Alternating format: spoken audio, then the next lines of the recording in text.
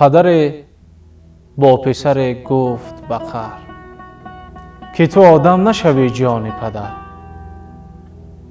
حیف آن عمر که ای بی سر و پا در ره تربیتت کردم صرف. دل فرزند از این حرف شکست، بیخبر از پدرش کرد سفر. رنج بسیار کشید و پس از آن زندگی گشت به کامش چو شکر.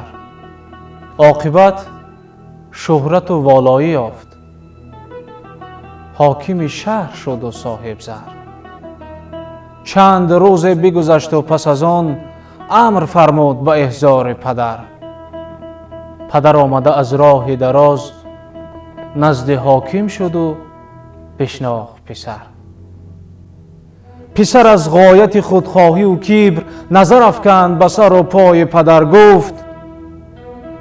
گفتی که آدم نشوی، تو کنون حشمت و جا هم بنگر. پدر از این حرف سرش داد تکان و چنین گفت برون شد از در. من نگفتم که تو حاکم نشوی، گفتم آدم نشوی جان پدر.